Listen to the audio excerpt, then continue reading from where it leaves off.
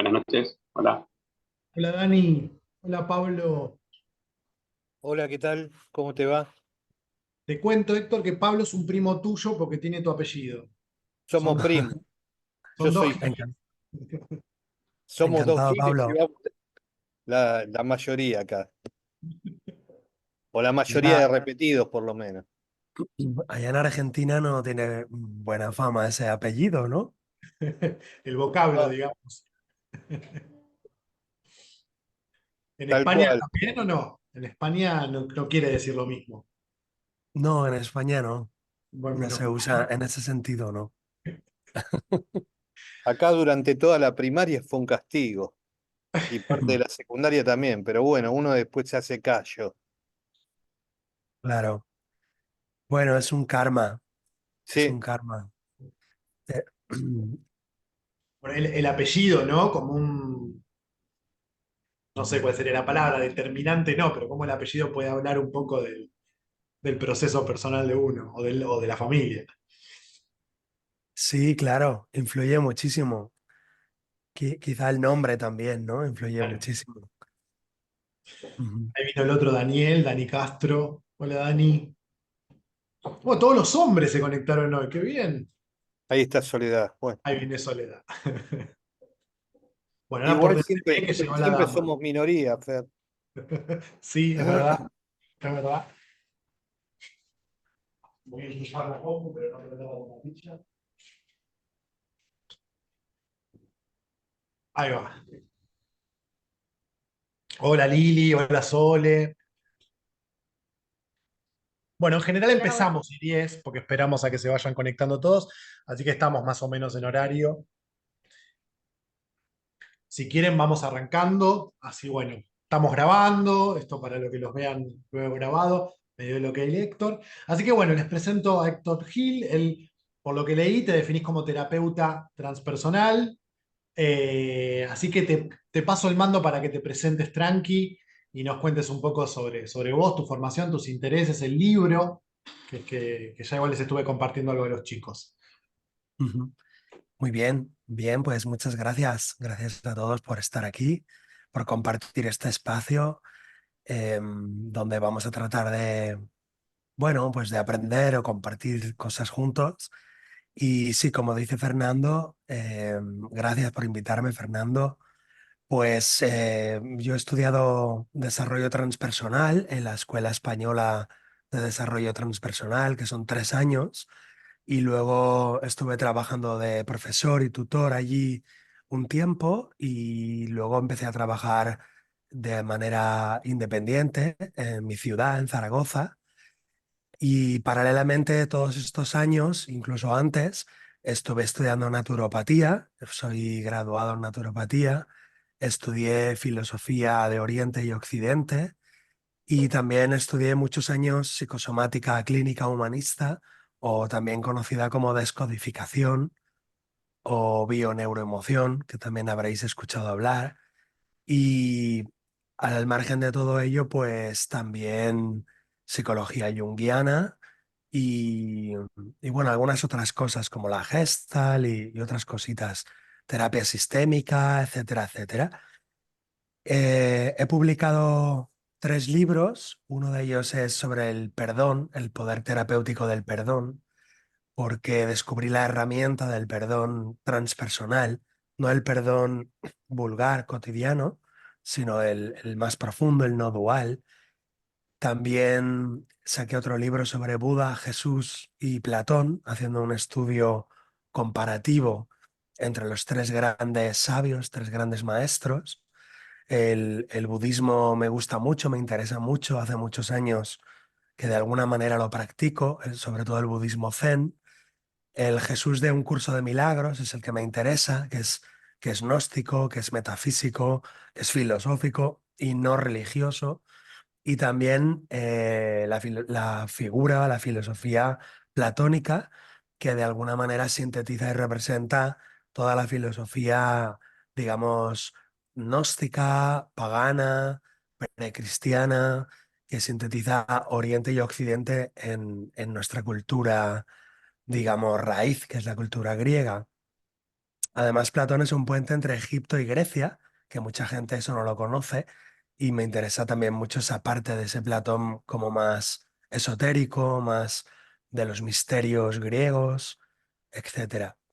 Y bueno, y después de estudiar y leer y investigar todas esas cosas, pues en la terapia voy descubriendo, acompañando almas, que, que de alguna manera el viaje del alma es una aventura interior increíble en la que estamos todos ahí metidos disfrutándola o sufriéndola, pero que el alma, como nos dice Jung, pues tiene un viaje que realizar, que no sabemos bien dónde ha empezado ni dónde acabará, pero parece ser que hay como ciertas reglas o ciertas leyes, y a mí me interesa eso, entender o intentar descubrir ciertas leyes o tendencias o máximas que rigen o parecen dirigir las fuerzas invisibles, eso que llamamos las fuerzas del alma, los arquetipos, etcétera. Y todo eso, ¿dónde me lleva? Pues a disfrutar del espectáculo, a disfrutar de ver cómo las almas humanas pues nos vamos equivocando, tropezando, repitiendo, liberando, excarcelando, sanando, enfermando en ese río de la vida. Y bueno, pues aquí estoy a vuestra disposición para lo que os pueda servir. Así que estoy dispuesto a responder preguntas, cuestiones y por donde queráis llevar este tema que tenemos un rato por delante. Así que entre Fernando y vosotros, pues me vais llevando. Y luego, si queréis, pues os hablo un poquito más del libro, del viaje del héroe, que es este que acabo de sacar este año, donde de alguna manera sintetizo todo eso. Pero vamos, si queréis, a compartir un poco o si tenéis alguna pregunta. Y si no, pues sigo yo con el viaje del héroe.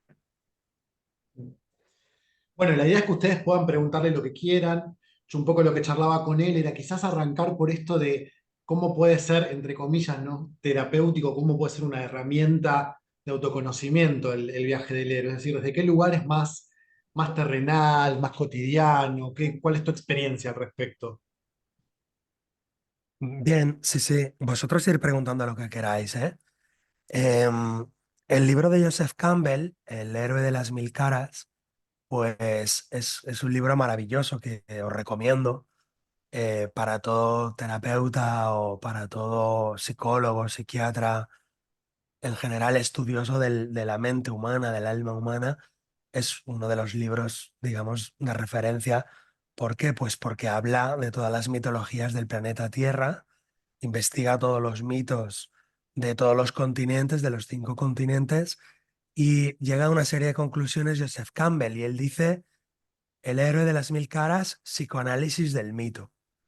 ¿Qué quiere decir psicoanálisis del mito? Pues hace un psicoanálisis de todos los mitos, llega a la conclusión de que todos los mitos son un solo mito, por eso le llama el monomito, el único mito, y llega a la conclusión de que todos los héroes y heroínas del planeta Tierra están contando de una manera o de otra, están contando la historia, el periplo, la aventura de un hombre o una mujer, pues ya sabéis que sale de su tierra, pasa las pruebas, enfrenta una serie de adversarios y regresa de nuevo a su hogar.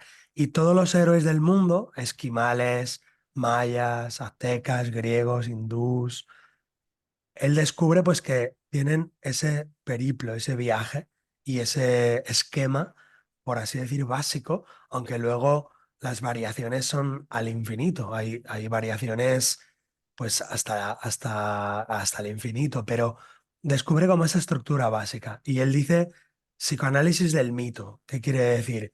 Que si el mito lo podemos psicoanalizar, podemos aprender mucho del mito y observar mucho. Y respondiendo a la pregunta, Fernando, ahora sí ya es entonces el mito del héroe, el famoso viaje del héroe, el mito universal del héroe, ¿para qué nos puede servir en la vida cotidiana, en el día a día?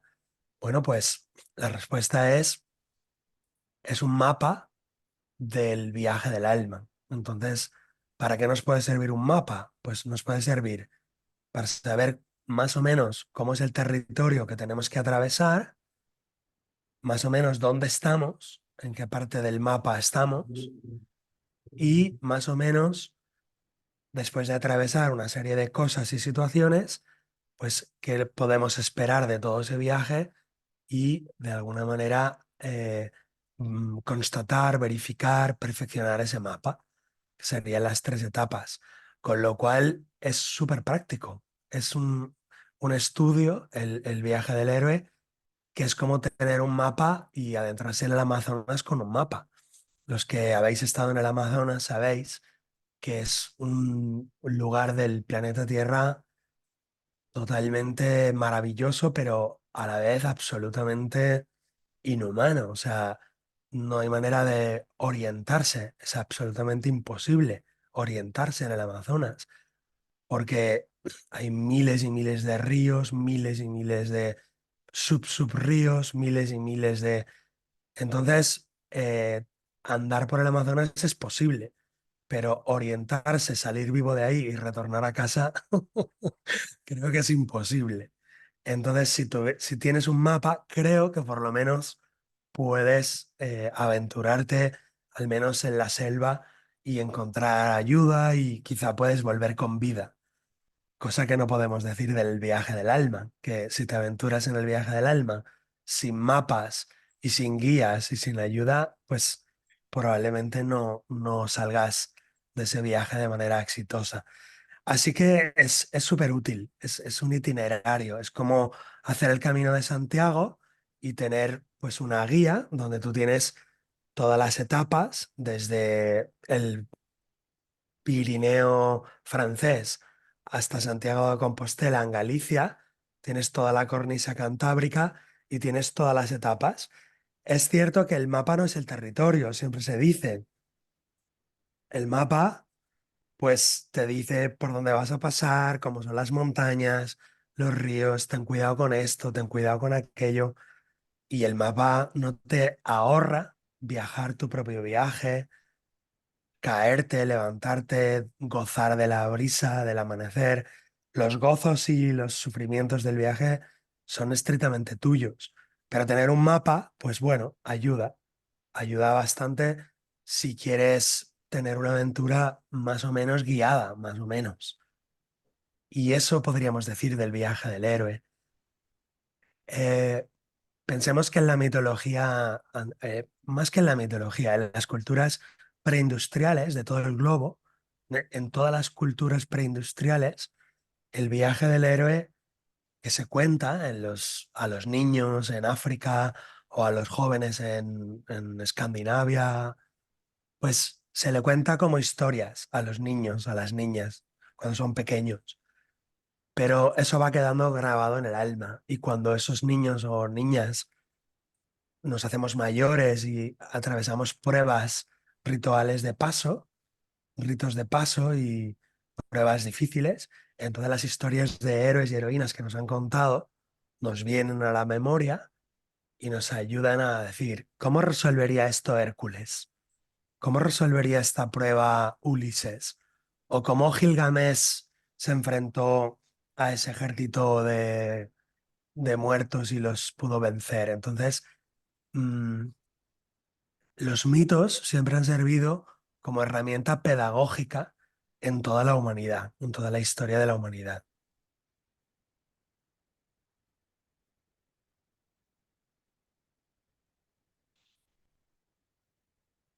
Bien. Sí, yo pensaba, ¿no? Quizás si tenés alguna experiencia como terapeuta donde de pronto uno escucha, o como profesor, ¿no? Uno escucha a un alumno con alguna problemática o un paciente o consultante y uno dice, esto me hace acordar a tal mito o a tal etapa del viaje y asociada con tal mito. Entonces, de pronto esta cosa más junguiana, ¿no? De decir, bueno, vamos al mito, leámoslo juntos, o léelo tranquilo, léela tranquila, y fíjate desde dónde te identificás o qué cosas te resuenan, ¿no? Si eso termina resultando como esclarecedor, por no decir terapéutico, ¿no? Si tenés vos quizás Sí, alguna experiencia para compartir de alguien que digas, no sé, tuve una mujer súper celosa y le dije, léete algún mito de Hera por lo menos para que te horrorices un poco y te veas en perspectiva, no sé, saco un Sí, ejemplo de la sí, galera, ¿no? es muy habitual todo esto. Claro que sí, por supuesto. Digamos que hay dos respuestas aquí. Mira, la primera es que cuando llevaba muchos años haciendo acompañamiento en terapia transpersonal, a lo largo de las sesiones, pues en una sesión trabajábamos, por ejemplo, la relación con el padre. En otra sesión trabajábamos, pues, por ejemplo, el encuentro con la propia sombra, cómo ese paciente vivía el tema de su propia sombra, ¿no? Cómo iba descubriendo su sombra, pues, en las exageraciones o en las adicciones o en lo que fuera. En otras sesiones trabajábamos el tema de la sexualidad o, por ejemplo, digamos, de la dualidad masculino-femenino, de la polaridad, de un poco cómo equilibrar el masculino y el femenino dentro de uno. Y al final, después de varias sesiones donde, digamos, puede acompañar a diferentes personas en varios caminos largos, es decir, con personas que hacen muy pocas sesiones, yo no me daba cuenta de esto, pero con personas que hacían un proceso largo, digamos largo, podrían ser 9 meses o un año, no hablo de años, sino de 9 meses o un año, cuando una persona hacía un proceso largo, que hoy día largo es 9 meses, largo pues en la época de Freud eran 5 años, ¿no? O 10 Varias vidas. o varias vidas, ¿no?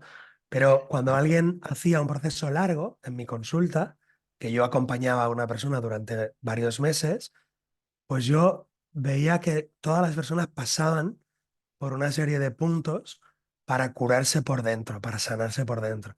Y que había puntos por donde había que pasar sí o sí.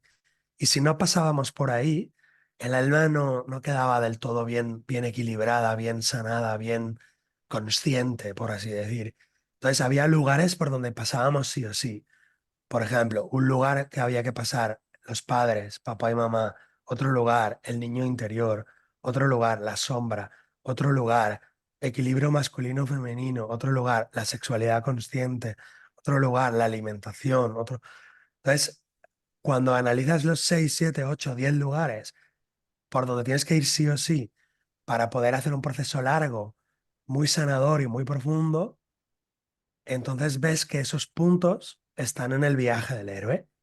Es decir, que el viaje del héroe recorre las etapas esenciales. Entonces, tal como lo explica Joseph Campbell en El héroe de las mil caras, él también lo divide en tres partes: la partida, el viaje, las pruebas y el regreso. Son las tres grandes etapas, pero cada etapa tiene subetapas o, digamos, capítulos. Pues en las pruebas, el capítulo primero es el descenso a la sombra, el viaje al infierno.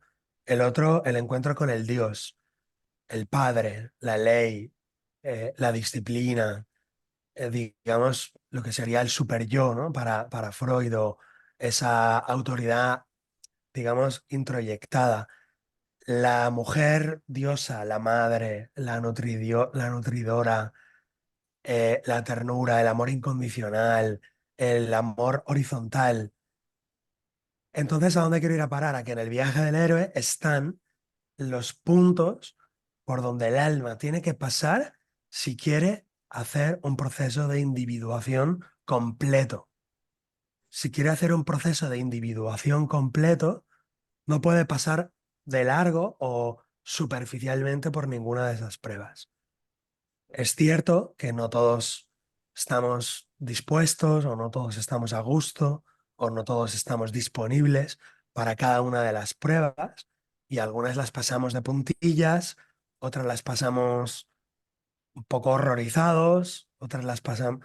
Pero si queremos realizar un proceso completo, bien hecho, bien profundo, deberíamos de dedicarle a cada prueba un tiempo y un espacio en nuestra alma para que podamos resolver el acertijo que nos propone cada uno de esos dioses o cada uno de esos arquetipos, que, si queréis, sintetizados en los más básicos, sería pues el animus, el ánima, la sombra, la máscara, el poder eterno, el niño eterno, el sí mismo que es el Dios, digamos, absoluto, el Dios como, digamos, espíritu puro, y los arquetipos, digamos, más, digamos, inferiores o aledaños, que sería el viajero, el loco, el aventurero, el guerrero y el que retorna, ¿no? El arquetipo del maestro, del sabio, del mago o del que está, digamos, de vuelta, volviendo al mundo ordinario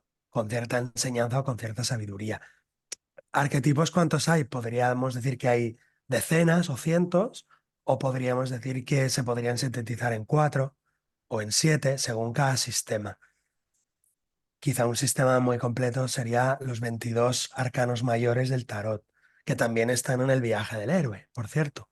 Si leéis el viaje del héroe con atención, descubriréis que es el mismo viaje del tarot, desde la carta o desde el arcano primero, que es el loco, hasta el último, que es el mundo, ¿no? Es la completura, la redonda, que sería el sí mismo, según Jung.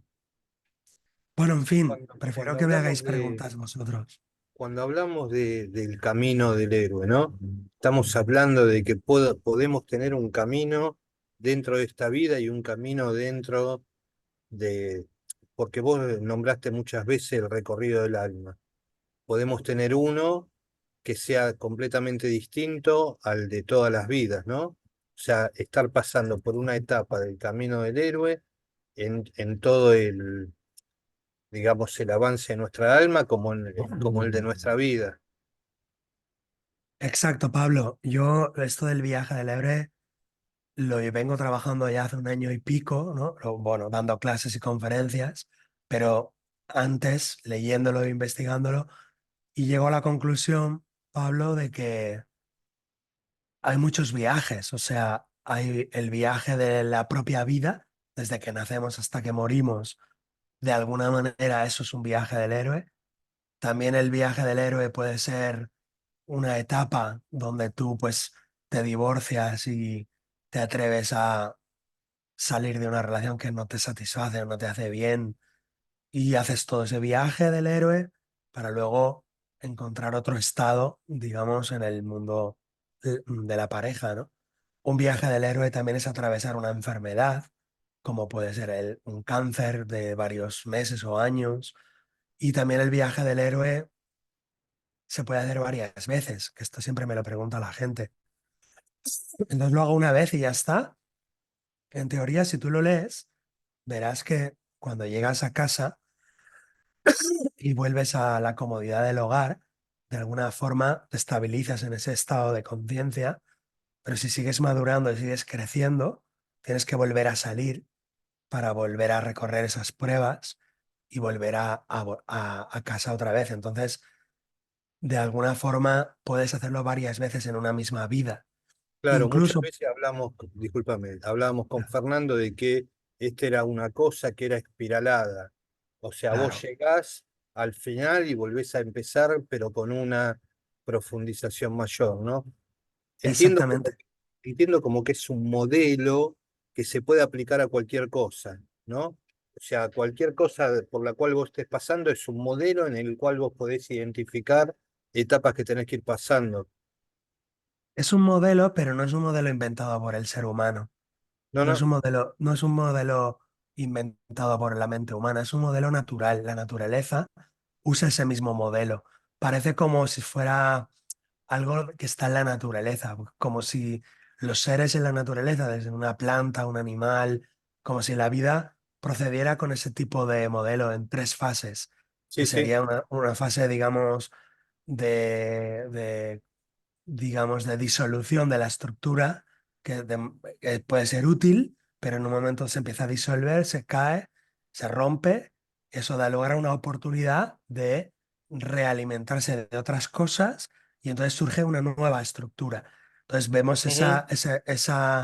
esa fórmula, digamos, que sería la obra en negro, la obra en blanco y la obra en rojo de la alquimia, esas 3 fases de la alquimia de alguna manera están replicando o está ese modelo, se ha sistematizado a nivel humano, pero en realidad, digamos, la naturaleza funciona así. Es una especie de estabilidad, se estabiliza la vida, luego se queda un tiempo estable, digamos, gozosa, gozando de su logro, pero ese gozo tampoco es eterno. Ese gozo dura un Ujú. tiempo y en un momento dado hay nutrientes que no se asimilan o hay nutrientes que aparecen que no se asimilan o se necesitan más nutrientes y esa estructura se queda pequeña. Entonces la psique o el alma de ese ser, esa célula, ese árbol o esa persona, de alguna manera necesita romperse para que pueda, digamos, entrar nueva información.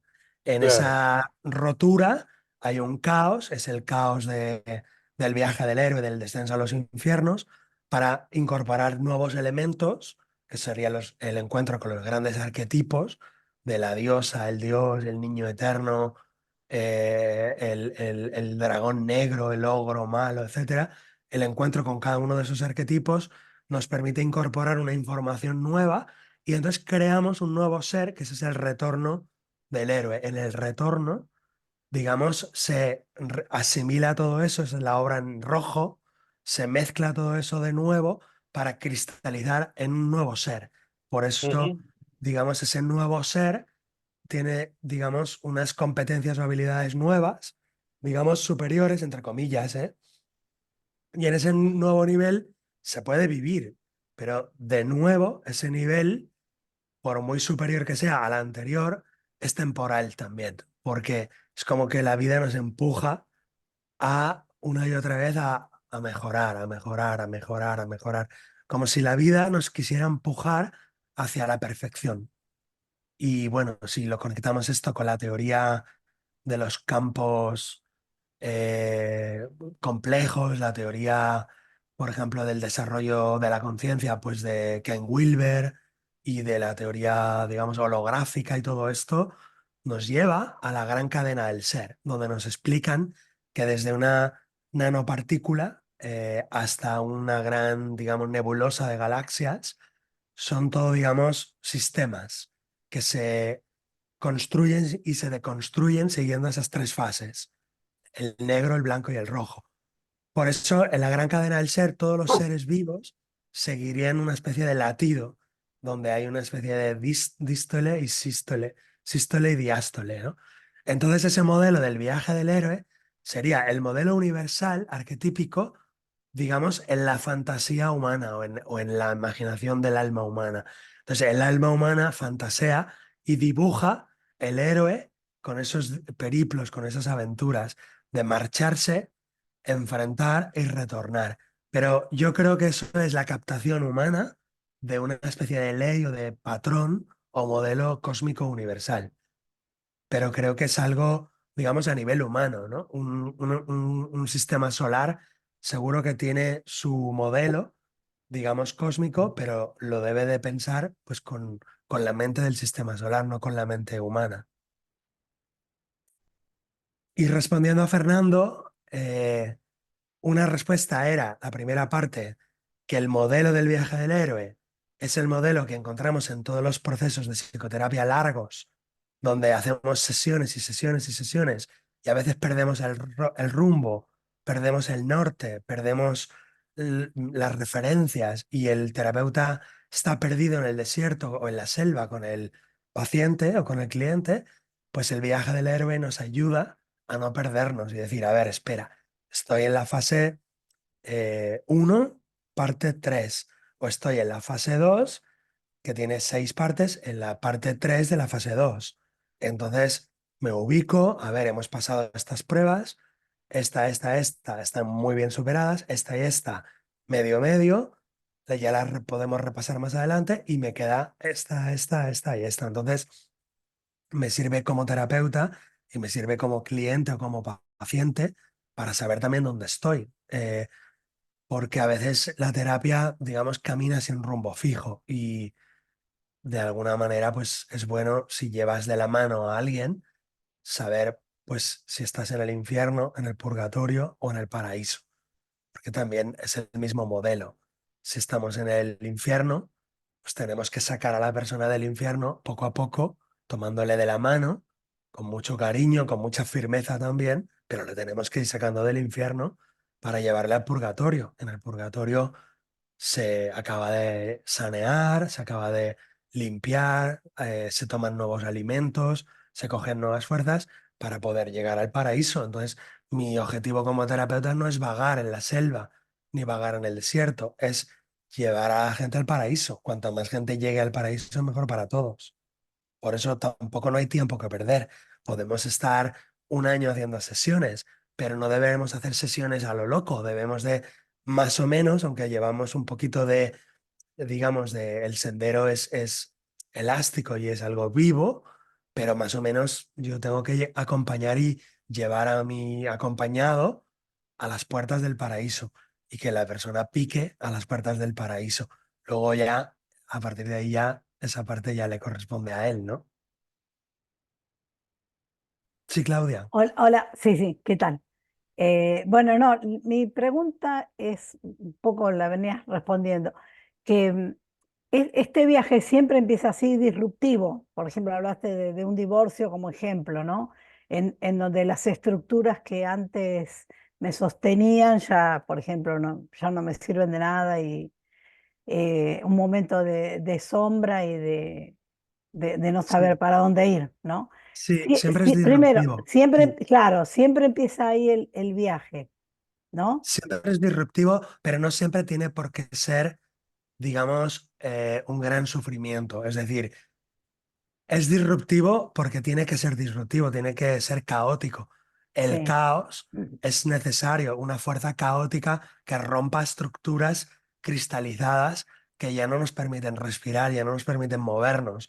Digamos que somos una serpiente que ya no cabemos en la piel. Entonces la piel se rompe para que la serpiente salga de esa piel y pueda, digamos, seguir caminando flexiblemente. El cómo lo vive la persona no tiene por qué ser un sufrimiento atroz. Hay gente que vive esa disrupción o ese caos de una manera como más llevadera. O sea, no, Ajá. no siempre la persona lo tiene que vivir de una manera atroz, pero siempre tiene que ser caótico en el sentido de un caos creativo, un caos que posibilite nuevas estructuras. Claro, pero también la pregunta es, si uno no atraviesa eso, tampoco está como la iniciativa de aventurarse a un viaje, por ejemplo. Si no estaría por ahí. Como decimos, llegar al momento de comodidad Yo siempre también, digo, si tú estás dentro del nido con tu mamá águila y no rompes el huevo y saltas del nido, pues tú no haces tu propio vuelo. claro. Bueno, por eso también ahí está la decisión de hacerlo o no, Yo lo que quiero este entender, proceso. Clau, Sí, siento que interrumpo, que quizás no, preguntas está. a ver si es esto, si está la posibilidad de iniciar el viaje sin que te pase algo caótico o algo crítico.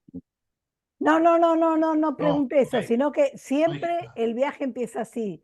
Y la pregunta es, un poco decías, la decisión es o quedarte en el nido, a pesar de que te queda chico ya, o uno puede romper ese huevo, ese nido y salir, digamos.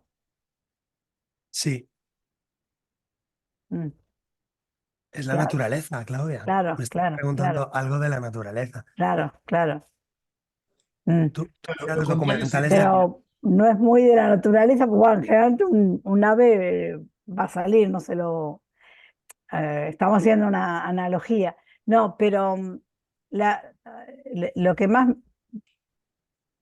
yo por ahí quería de- eh, preguntar, Ujú. eh, por ejemplo, todo esto que vos hablas como del viaje del héroe y todo eso, son como guías, mapas que también se presentan en los momentos en que uno decide hacer ese viaje. De alguna manera aparecen estas guías.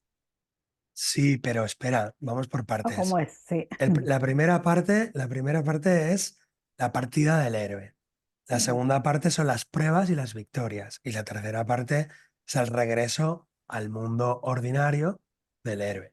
Mm, Entonces, el sí. camino de las pruebas es la primera, digamos, la primera etapa de la primera parte. O sea, la primera parte es la partida, y la partida se subdivide en 5 partes. A ver si me Sí, explico bien. sí, sí. Entonces, la primera de la primera etapa de la primera parte te va a decir que estás en el mundo ordinario, que estás en tu castillo, que estás en tu trabajo, que está. Entonces va a pasar algo, siempre va a pasar algo. Puede ser una enfermedad, puede ser un accidente, puede ser un divorcio, pero puede ser algo que no tiene por qué ser doloroso. Puede ser, te encuentras Ujú, un libro, puedes encontrarte un amigo que te da una idea. Oye, ¿te vienes conmigo a la India? O sea, no tiene por qué ser algo malo, pero ujú, es algo que llama la atención y que te lo tomas como una señal. Si haces caso a la llamada a la aventura, porque tú puedes hacer caso a la llamada a la aventura o puedes rechazar la llamada a la aventura. Esa es la segunda parte. ok. Rechazo la llamada. Ah, Rechazo ok. la llamada, entonces me quedo donde estoy. Si rechazo la llamada, me quedo donde estoy y vuelvo otra vez a la vida ordinaria. Y algo me pasará. La vida, siempre que no aceptas la llamada de buen grado, te traerá cosas de mal grado. Ok. Y si no aceptas cosas de mal grado, al final la vida te dará una patada en el trasero. Digamos que tienes como varias llamadas a la aventura.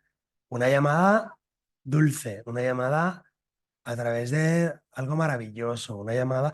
Pero si tú vas rechazando todas las llamadas, al final la vida te da una patada en el trasero.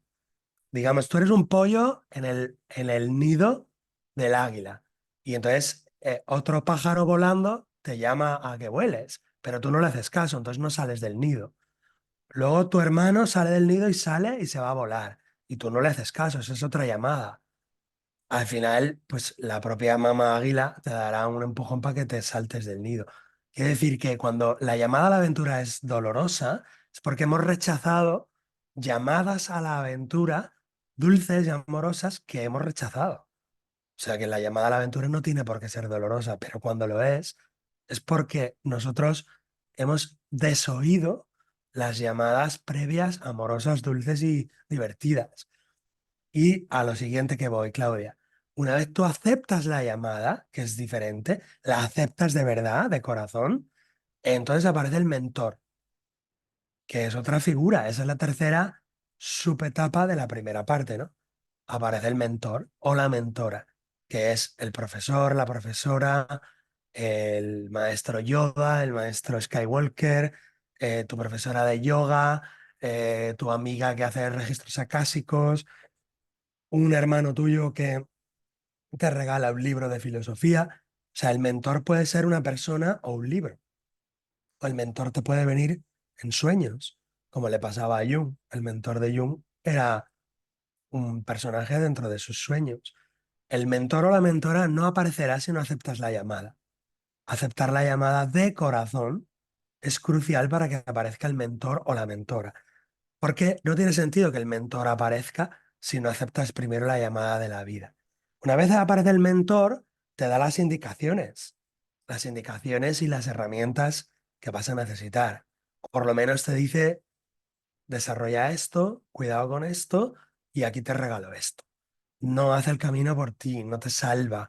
Por eso los gurús y los maestros en Occidente están mal vistos, porque nos creemos que nos salvan, que nos liberan, que nos llevan al nirvana, todo eso es una tontería. El mentor te indica, te señala, pero nadie te salva, nadie te cura, nadie te libera de nada, sino él te da un mapa o te da una indicación o te da un secreto, pero nada más.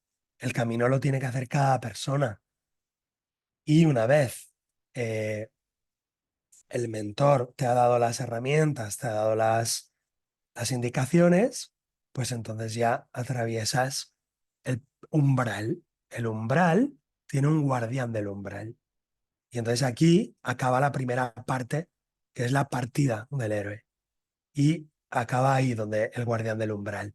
El guardián del umbral es tu padre, o es tu hermana, o es tu marido, que te dice, ni se te ocurra apuntarte a yoga, ni se te ocurra ir a meditar con los budistas, ni se te ocurra empezar a leer esos libros, porque el guardián del umbral no quiere que cambies, no quiere que crezcas, no quiere que te muevas, no quiere que seas diferente, no quiere que evoluciones. ¿Pero por qué?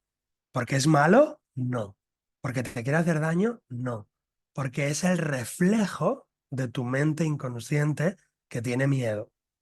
Por lo tanto, no podemos culpar, odiar, insultar, rechazar a esa persona. A esa persona bendícela. Aunque te esté cortando las alas, bendícela porque no es ella, es tu miedo reflejado en esa persona.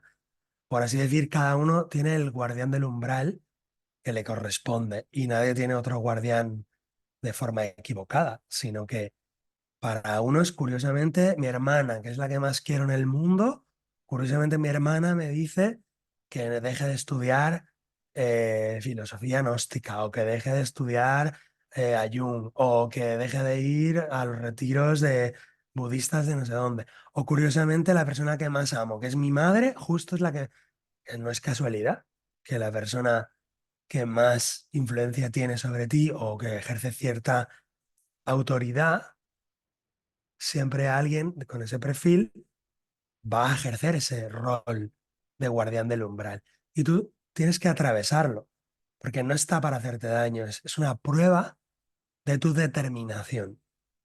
Y es necesario que te cierre el paso y que te impida pasar con todas sus fuerzas. Es su función, su trabajo, bendícelo.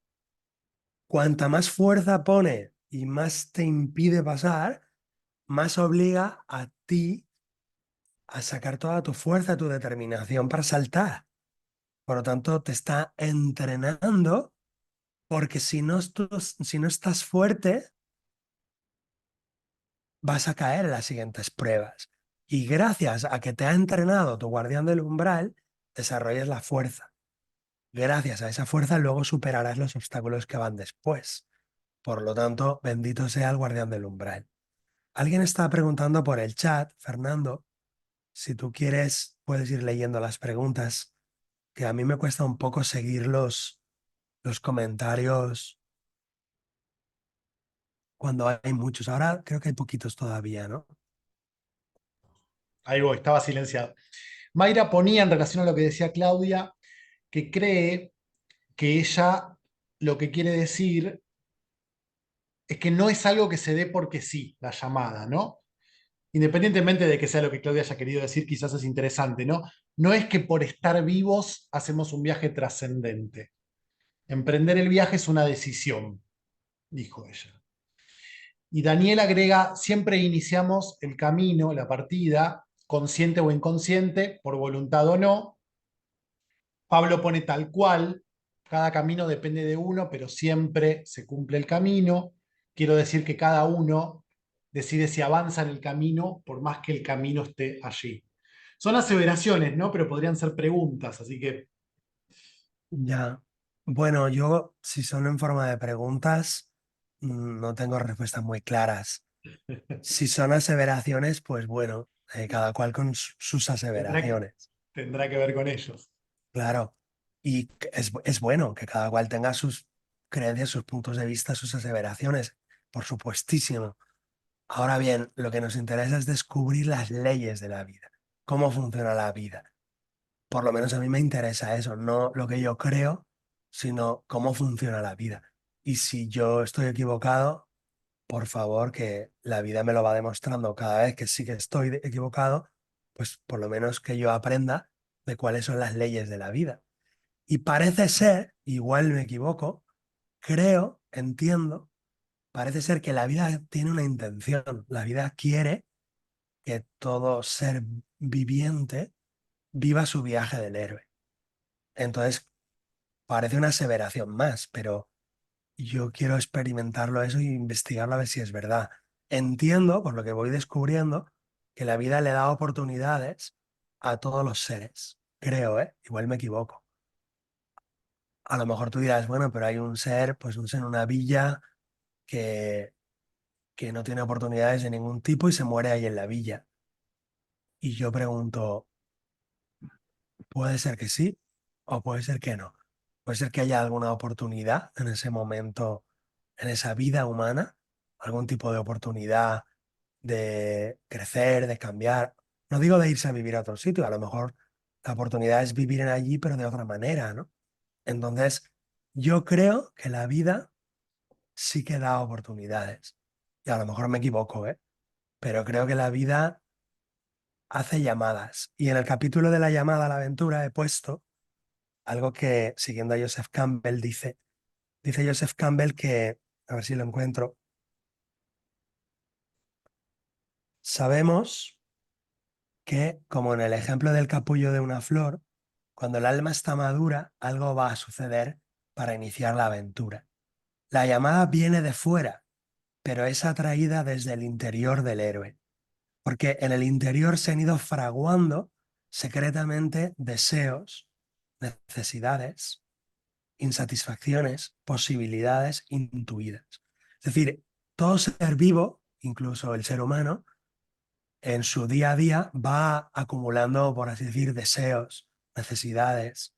Entonces, esa acumulación de deseos, de necesidades, de posibilidades, eso es una energía. Y esa energía llama a algo de fuera. Eso de fuera te llama a ti. Despierta, ven, sal de ese pozo, atrévete con esto. Entonces, cuando la llamada a la aventura viene de fuera, es porque primero adentro ha habido una acumulación, digamos, de necesidad.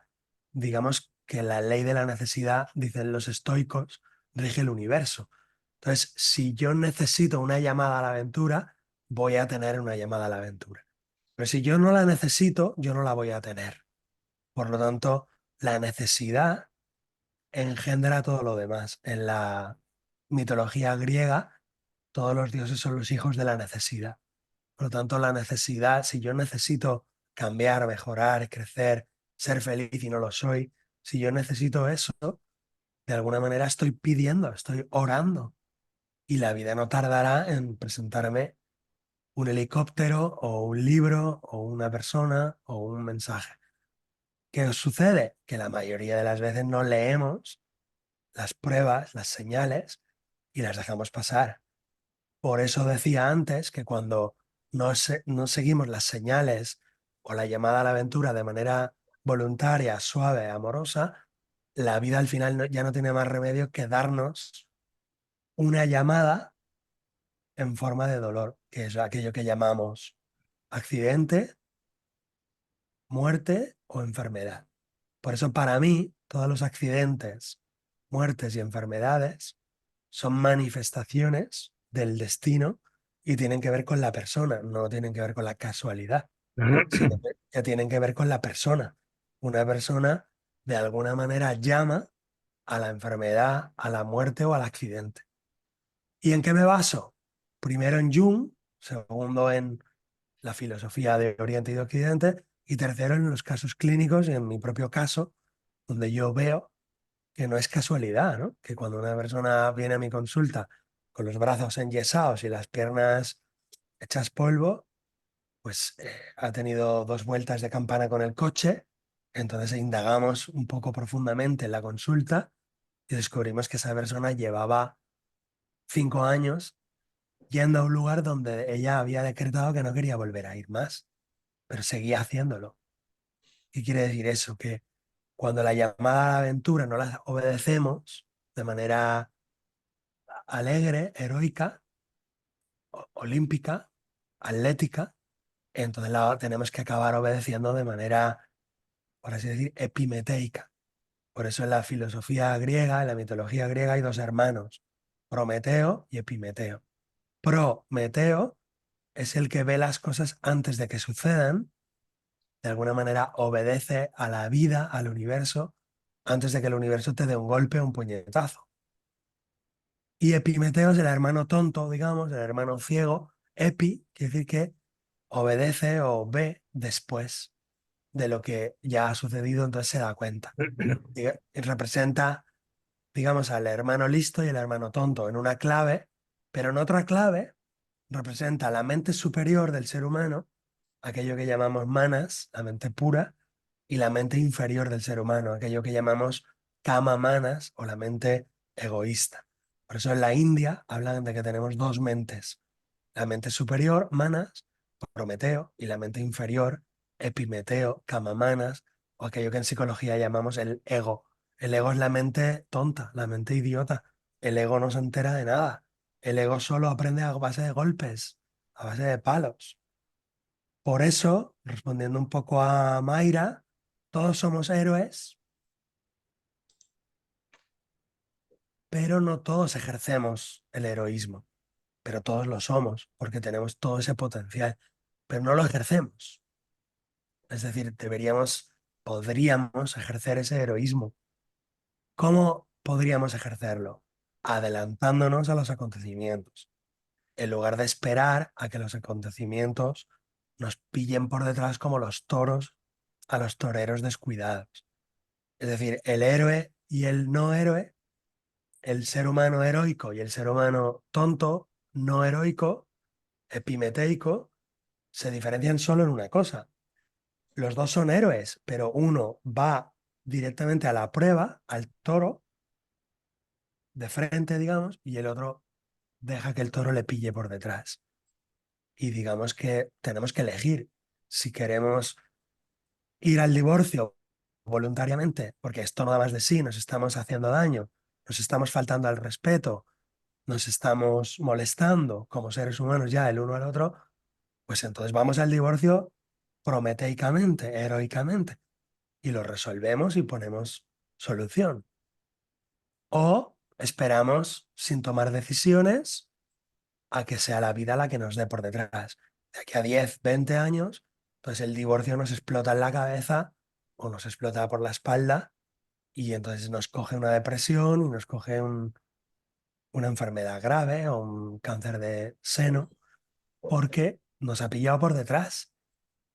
Pero la vida nos avisaba en ese viaje de héroe de el viaje a la aventura. Venga, aventúrate a buscar otra pareja, aventúrate a cambiarte de casa, aventúrate que tus hijos ya son mayores, aventúrate bueno, pues a decirles que pues ya no amas a tu marido o a tu esposa y que estás hace años viviendo con otra persona en la cabeza. Pues, o sea, si no vas voluntariamente, la vida te empujará y te darás un golpe en la cabeza con un muro. Pero no culpes a la vida. ¿Me Cúlpate. permitís, Héctor, hacer un resumen tal vez burdo? Sí, A ver, Pablo, por en supuesto. función de lo que explicaste, entiendo que yo tengo una necesidad, esa necesidad es escuchada o es si escuchada por alguien, se me provee la solución. Si yo no la veo, de alguna manera me la vuelven a mostrar una, dos veces, tres veces, y después me la ponen por detrás, ¿sí? O sea, ya está. Así es. Así es. Eh, y ocurre lo que debería haber ocurrido antes si yo lo aceptaba. Ahora, disculpad, tengo dos perros acá que están peleando. Sí. Se escucha ruido de fondo. Eh, digamos, en algún punto entiendo acá como que es algo que tengo que escuchar sí o sí, no tengo alternativa. O lo escucho por las buenas o lo escucho por las malas. Ahora, ¿qué, qué determina que yo tengo que escuchar eso? Porque se me presenta, evidentemente, si lo que se me presenta yo no lo escucho, después viene vía violenta. ¿Es así o no? Y digamos, en el caso de ser así, digamos, ¿qué es lo que dictamina que yo tengo que escuchar eso, de una forma o de la otra? ¿A qué te refieres con qué es lo que dictamina? Claro, o sea, a mí se me presenta algo, ¿no? Yo es como que estoy con mis actitudes pidiendo algo, eso aparece y yo no lo escucho. No lo escucho, no lo escucho y después aparece de otra forma dándome un golpazo en la cabeza. Eso que aparecía de entrada y aparece ahora de forma violenta, es el mismo hecho. Ahora, ¿qué es lo que, digamos, qué es el ente, la cosa o lo que dice que yo tengo que hacerle caso a eso tarde o temprano? Porque, Tú mismo, digamos, de tú algún mismo, punto lo puedo ver como que es algo que me obligaron a hacer. Quiera o no quiera, me aparece de una forma o de la otra, lo acepte o no. claro, hay leyes en la vida, Pablo. Hay leyes en la vida, las leyes de la vida funcionan. tanto si crees en ellas como si no, Mm, tanto si las ves como si no, tanto si ok. las conoces como si no. ¿Cuáles son las leyes de la mente, Pablo? Ah, ¿es ¿Cuáles una son las leyes pregunta? de la... Sí, ¿cuáles son las leyes de la mente? ¿La mente tiene leyes? Por supuesto que tiene leyes. ¿Cuáles son? No la sé. Pues mira, aquello que resistes, persiste. Eso es una ley. Otra ley, lo que no resuelves, se repite. Lo que la mente no digiere, no integra, no comprende, se repite. Otra ley, aquello que piensas, deseas para otro, para Se ti también materializa. para Ok. ti lo estás pensando y deseando, porque en Sí, el sí. fondo no hay otro. En el fondo, en la mente profunda, no hay dos, solo hay uno. Entonces, todo lo que piensas, deseas o pides para tu hermano o para el político hijo de puta de la tele o para Ujú, todo lo que piensas o deseas para cualquier ser, lo estás sí, pensando y deseando para ti. Eso es ok. otra ley. Entonces, así, ves analizando, encontrarás que hay 17 leyes de la mente. O a lo mejor hay 20 o a lo mejor hay 8, no lo sé. Investígalo. ¿Esas leyes se cumplen? Se cumplen. Investígalas. ¿Por qué se cumplen? Pues no tengo ni idea. El universo está hecho así. Está bien. Sí, Ahora, la sí. pregunta que me haces es, Héctor, ¿la mente humana tiene tanto poder? La respuesta es todo ese poder y más. La mente humana tiene todo ese poder y más. No te puedes ni imaginar el poder que tiene la mente, no te lo puedes ni imaginar. Hasta el punto que, bueno, tienes que leer a Jung. Jung nos explica perfectamente que hay una sincronicidad y hay una conexión entre la mente y la materia que él no lo puede explicar, pero él hablaba con físicos cuánticos a ver si encontraba la manera de explicarlo, ¿no? Tú vas conduciendo con el coche a casa de tu suegra, pero tú no quieres ir a casa de tu suegra y tienes un accidente en la carretera y pinchas una rueda. Y tú dices, mi mente ha puesto un clavo en la carretera para que el coche pinche la rueda de camino a casa de mi suegra para no ir a casa de mi suegra ya que no quiero ir a casa de mi suegra. O no creo que tu mente haya movido un clavo y lo haya puesto ahí, pero hay alguna conexión acausal que llamamos sincrónica entre la carretera, el coche, el accidente y que no quiero ir a casa de mi suegra. ¿Cómo sabemos? Porque lo puedes constatar, que muchas veces te va a pasar. Pierdes las llaves, se te cae un vaso al suelo, es decir, todas las manifestaciones de la mente inconsciente. La mente Ujú, inconsciente está viva, la mente inconsciente está activa, la mente inconsciente funciona, la mente inconsciente se expresa en forma de enfermedades, accidentes, casualidades, lapsus linguae. La mente inconsciente es el 95-98% y la mente consciente es solo un 1, un 2%. Entonces, ¿a dónde quiero llevar con esto, Pablo? A que mm, el universo es un misterio. O sea, estamos inmersos en un enorme misterio. Cuanto más sepamos de la mente humana y de las leyes humanas, mejor para todos. Porque el gran peligro, como decía Jung, no es la bomba atómica, ni es, qué sé yo, Milei, ni Fidel Castro, ni Stalin, ni Hitler. El gran peligro no es un tirano ni un desgraciado, el gran peligro es la mente humana. La mente humana es un gran desconocido, es el genio de la botella. Hay que descubrir cómo funciona nuestra mente, nuestra alma, si queréis, y hay que hacerse de alguna manera con ese conocimiento para poder, digamos, entender la naturaleza de la mente, la naturaleza de la vida y poder desarrollar un alma, una mente en armonía con las leyes de la vida. ¿Y a dónde nos lleva eso? A la psicología transpersonal. ¿Está estudiado eso? Estudiadísimo. Hay un montón de doctores y un montón de trabajos científicos que explican las bandas de mente-conciencia transpersonales. Están catalogadas. Hay unas bandas de conciencia transpersonal donde se sabe que la mente existe, digamos, en diferentes niveles de frecuencia hasta que la mente se armoniza totalmente con la mente, digamos, cósmica universal o la mente divina. Y entonces cuando la mente humana y la mente divina están en total armonía y conexión, ahí tenemos un Buda, tenemos un Jesucristo, tenemos tenemos un Sankara, tenemos un Milarepa, tenemos un Pitágoras. Entonces eso está muy estudiado ya también. Entonces, ¿por qué digo esto? Porque nos interesan las leyes de de la mente, el conocimiento de la mente y del alma humana, pero no por curiosidad científica, sino porque queremos ser felices, porque nos queremos desarrollar en todo nuestro potencial. ¿Y cuál es el mayor desarrollo del potencial humano? Desarrollarse hasta convertirse en un ser humano despierto, consciente, y si seguimos, en un Buda. Y todo ser humano es un Buda. Mayra es un Buda, Soledad es un Buda, Daniel es un Buda, Iliana es un Buda, en fin, aquí todo ser viviente es un Buda. El problema es que estamos, digamos, atascados en nuestro viaje del héroe. Héctor, Sí, perdón que te interrumpa. O sea, yo lo que entiendo que vos decís que esto es como un ciclo natural de la vida que nos lleva, si lo seguimos de manera correcta o despertamos a estas llamadas que tenemos o estímulos, nos va a llevar a un camino de la evolución, ¿no?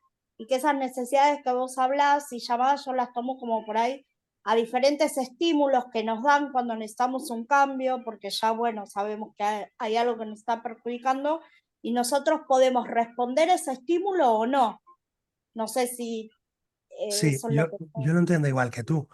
Entiendo que ese camino del alma, ese viaje del héroe, que no es viaje del ego, igual lo he que... pronunciado mal, no es el viaje del ego, que alguien lo ha dicho mal, ¿no?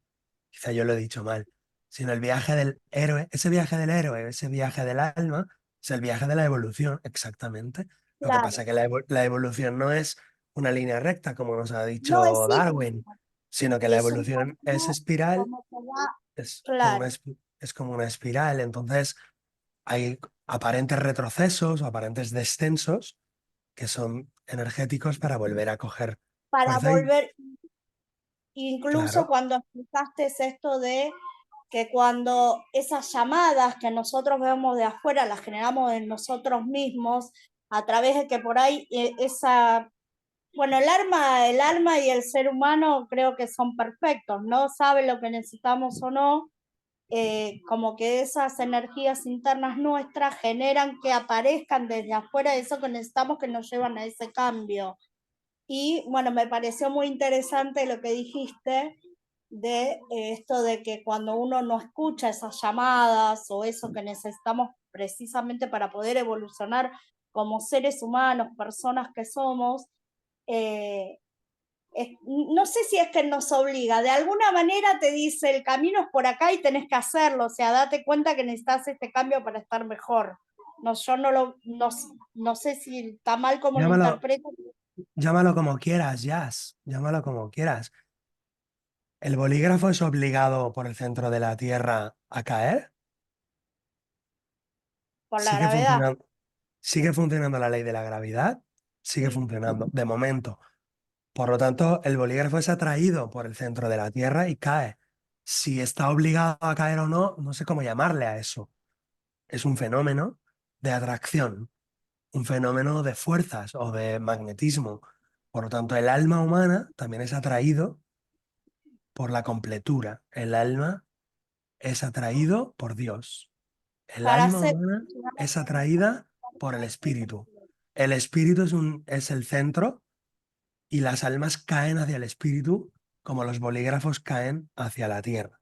Las almas caen hacia Dios en vueltas espirales, por así decir, o circulares, elípticas o orbitales, hasta que las almas caen en Dios, de manera similar a como los bolígrafos caen al suelo si los dejamos caer, ¿no? Si le quieres llamar a eso obligación, llámale obligación. Si le quieres llamar magnetismo, llámale magnetismo. Si le quieres llamar amor, llámale amor. Otros místicos dicen que el amor de Dios es el que te llama, pero no te obliga. Pues a mí la palabra obligación no me gusta. Prefiero la palabra amor. Y creo que el amor es una especie de fuerza magnética. Pero bueno, ¿a dónde íbamos? Lo que decía Yasi, lo que tenía relación con lo que hablaba Pablo. Como sois un grupo ya muy avanzado, por lo que veo, que estáis como ya muy puestos en todo esto, pues no me voy a andar con remilgos ni con tapujos, os lo digo como yo lo pienso, aunque a lo mejor estoy equivocado. Lo que decías tú, Yas, todo lo de fuera es un reflejo de lo de dentro. Así que os lo digo sin tapujos y sin remilgos. Todo lo que pasa afuera es un reflejo de lo de dentro. Ya está dicho, lo siento. Está Sí, dicho. sí, lo entiendo y estoy totalmente de acuerdo. Por ahí no lo sé explicar tan bien como vos, pero entiendo a lo que vas. ¿Qué quiere decir? Pues que el guardián del umbral, como decíamos antes, es un espejo, es un reflejo de una parte de mí que no quiere salir de la zona de confort, que no quiere aventurarse, que no quiere... Vale, luego voy por el camino y me encuentro al dragón, al monstruo, el encuentro con la propia sombra. El dragón, el monstruo, el caballero negro. El caballero negro que está en el puente y que no te deja pasar al otro lado. Pues ese caballero negro, ese monstruo, ese dragón, ese enemigo, ese brujo, ese malvado Darth Vader, ese malvado pinche tirano, que diría Castaneda, es otra vez otro reflejo tuyo. ¿Qué va a ser si no? ¿Algo fuera de ti? Imposible. ¿Va a ser un tipo de Júpiter que viene a ponerse de frente de ti para molestarte a ti en tu camino? Tiene lógica. Es más, sabemos cuando destruimos, cuando diseccionamos al caballero negro, que está hecho con trozos de mí. El caballero negro, cuando yo le quito la armadura, le corto en pedazos y lo abro y lo desatornillo, veo que es un robot. El caballero negro lo he creado yo con todo lo que he odiado, con todo lo que he temido, con todo lo que he rechazado de mí mismo, con todo lo que no he perdonado en mí o en cualquier otro ser humano o insecto o animal, todo lo que yo he rechazado o he odiado, se ha acumulado todo y se ha metido dentro de la armadura negra. Y ahora que lo he vencido al caballero negro y lo he abierto en mil pedazos, veo que todo lo que hay dentro de ese espantajo es mío. Por lo tanto, el caballero negro soy yo. Y así con todo lo que hay en la vida y en el universo, son, digamos, nuestros espejos. Estamos inmersos en un mundo enigmático, místico, jazz, maravilloso, en un Enfrentar mundo nuestros miedos, ese misterioso, caballo, claro. lo veo Claro. así. Mayra pregunta, ¿no? Fernando. Sí, iba a hacer un comentario yo. Yo a veces estoy un poco sesgado y se me venía todo el tiempo esta filosofía, ¿no? New Como Age. decían, el Tao, pensaba en el Tao, ¿no? Ah, Esto que no se puede nombrar. Quizás un poco lo que estamos queriendo nombrar acá, cuando queremos decir nos llaman, no nos llaman, estamos obligados, no estamos obligados, en realidad es eso, es ese devenir, no se me ocurre una mejor palabra, exacto. y me da la sensación también, me gustaría escuchar tu opinión, que como seres racionales, como animales racionales que somos, incluso estamos todos acá haciendo un curso, vos escribís un libro, escribiste un libro, varios, por ende, evidentemente, nuestra función racional está como un poco, nos tiene como un poco tomados, ¿no? Esta necesidad de querer entender también me da la sensación de que nos genera una cierta calma, a veces, otras Ujú, veces nos vuelve locos, el querer ujú. entender. Pero esta idea de que haya leyes, ¿cuándo esta búsqueda de leyes o de sentido no son como un engaño del ego, vamos a decir, ¿no? Porque si yo pensara en el Tao, que es el que me interpela continuamente, digo, tampoco hay leyes si nos ponemos un poco más. No Espera, me, espera, Fernando. Espera, al hablar espera. de Tao se vuelve todo inefable, ¿no? Pero No, no, decir, no, no, no. ¿cuál es? No, no, no, no. Entiendo que No, no. en el contexto de la terapia es un mapa, está bueno, me encantó cuando dijiste me pierdo con mi cliente, me pierdo con mi consultante. O sea, soy un ser humano tanto como él. No es que la tengo mucho más clara, sino quizás tengo una brújula, tengo un mapa, ¿no? Eso fue muy lindo. Digo, bueno, nos puede servir. A veces no es para saber en qué etapa del héroe se me ocurrió pensar estoy, sino ir tachando en las que no estoy, por las que no pasé, por cuáles mi propio ego me engañó y me dijo, porque estamos continuamente en esa, me parece. Entonces digo, hay una instancia, un nivel, quizás, que tampoco es una palabra que me guste, porque de vuelta estoy como jerarquizando, ¿no? Pero digo, hay un nivel, una instancia donde está bueno entender, buscar una ley, una explicación del todo, pero también hay algo que es como, eh, pareciera que va más allá, si lo pienso en términos de Tao, y agrego esto último y te dejo, porque creo que en algún momento incluso Jung lo critica esto, ¿no? Porque la concepción heroica en Occidente es como, tengo que ir en búsqueda de, voy a rescatar a la princesa, voy a vencer al dragón. Si uno tomara un taoísta puro, se sentaría a contemplar el devenir de las cosas en un wu wei, en un hacer sin no hacer, ¿no? Entonces, quizás si tenés alguna apreciación sobre eso, porque creo que caemos muy fácil en esta, me tengo que individuar, voy a ir a hacer mi viaje, voy a ir a rescatar a mi princesa, y no sé si es del todo así. A ver, a ver, a ver. Es que claro, estás diciendo muchas cosas, Fernando. Sí, Te- perdón. creo, creo que el tono general lo entiendo y lo comparto en un 95%. Pero mira, ya verás. Si tú te lees el Tao Te Ching, hay un capítulo donde dice, el ser humano obedece a la tierra obedece al cielo, el cielo obedece al Tao. Entonces, claro que hay una jerarquía, hermano. Es que usamos el tema de la jerarquía como algo malo, pero la jerarquía no tiene por qué ser mala. Pues hay malas jerarquías y hay buenas jerarquías. Entonces, la jerarquía no tiene por qué ser mala. Entonces, ¿a Eso dónde? lo entiendo, pero me da la sensación de que pertenece a una dimensión humana, la cual no tenemos por qué renegar de ella, porque somos eso, pero me da, siempre intuyo como que hay algo más allá. Me parece Pero una espera, trampa, espera, no algo pero malo. espera, Sí, sí, sí. espera, ¿dónde iba a parar? Es a que el Tao, como tú decías, esa fuerza absoluta, por supuesto, es totalmente abstracta, como tú dices, y por supuesto que si nos hacemos taoístas y nos embebemos dentro de esa gran fuerza, pues no nos vamos a preocupar de nada y vamos a estar fluyendo con el riachuelo, sentados en la raíz del árbol, disfrutando de la vida, de la naturaleza. Eso es lo que hace un taoísta, se funde con la naturaleza. Bien, de acuerdo, estoy de acuerdo contigo. También estoy de acuerdo contigo en que quizá en Occidente estamos exagerando con el héroe, voy a buscar, voy a emprender, yo soy el que hace, yo soy el protagonista, yo soy totalmente de acuerdo contigo. Pero entonces, ¿cuál sería la propuesta? Eso no lo vamos a dejar de hacer, porque la mente ego, ella quiere hacer, crear, construir, ser la protagonista. Entonces, yo propongo, ya que haces, ya que construyes, ya que por lo menos busca cuáles son las leyes de la naturaleza y síguelas.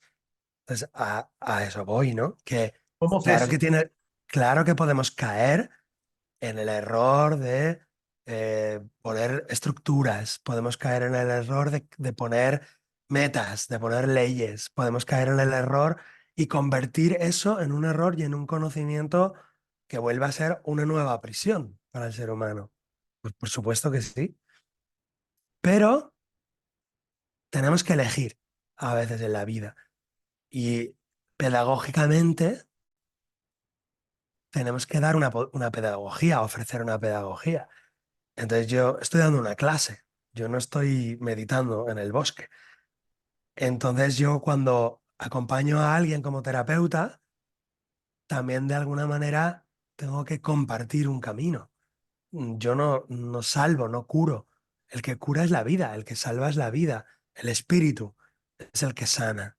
Yo como naturópata te digo vis naturae medicatrix. ¿Qué quiere decir eso? En naturopatía quiere decir que la verdadera fuerza curativa es la naturaleza. El terapeuta, el naturópata, lo único que hace es apartar las malas hierbas, eh, procurar que le dé el sol o que le dé el aire fresco, el aire limpio, pero la fuerza natural ya está dentro de cada ser humano. La fuerza curativa, sanadora, ya está dentro de cada ser humano. Entonces, dicho eso, eh, a la mente hay que darle una dirección, hay que darle unas metas, unos objetivos, aunque luego sea para saltárselos, aunque luego sea para reírse de ello, aunque luego sea para tomárselo a cachondeo, Y pero jugar la el juego. mente necesita. Digo, jugar el juego, ¿no? Somos eso también, somos mente. Entonces, obviamente en una terapia, en una determinada instancia, pero digo, no creerse el juego, ¿no? También somos más que eso, que en este plano o en este nivel, o no sé, llámese como sea, nos resulta necesario, porque si no es ir contra natura también, eso racional, o Claro, esa o esas Pero, ventajas que nos da la estructuración de algo, no tenemos por qué desecharlas, claro, pero pero no Fernando, volvernos demasiado permíteme, rígidos. pero Fernando, permíteme que cuando el héroe llegue al final, al retorno del héroe, se dé cuenta de que la estructura no vale para nada ni sirve para nada, pero de que sea el propio héroe el que se dé cuenta de eso. Si tú, en medio del camino, le dices que el camino no sirve para nada, a que la estructura no vale, tal, no, eso lo tiene que descubrir el propio héroe. Pero es que ahora están todas las enseñanzas del mundo en la vía pública. Entonces, enseñanzas esotéricas que durante miles de años estaban guardadas, enseñanzas milenarias. Entonces, todo el mundo enseña su enseñanza en el escaparate de la vida. Entonces, claro, esa enseñanza es verdadera. Eh, el juego es más importante que el camino. El disfrutar es más... Pero eso lo tiene que descubrir el caminante, no se lo digas antes de empezar. Bueno, entonces le has roto el juego. De alguna manera el juego es que tenga miedo del dragón, si no, no lo va a enfrentar con seriedad. Luego ya descubrirá que es un trapo y que ese trapo está hecho con sus miedos. Pero si tú se lo dices antes de que... ¿Entendéis? Entonces, tenemos que elegir una pedagogía. No podemos hacer la pedagogía taoísta y la pedagogía confuciana a la vez, porque entonces es un caos. O sea, a mí me gusta Confucio. Es una estructura jerárquica, armónica, ordenada, donde hay unas prioridades y no puedes mezclarlo todo, todo no vale. Hay que elegir, hay cosas que valen y hay cosas que no. Luego ya descubrirás que Lao Tse tenía razón.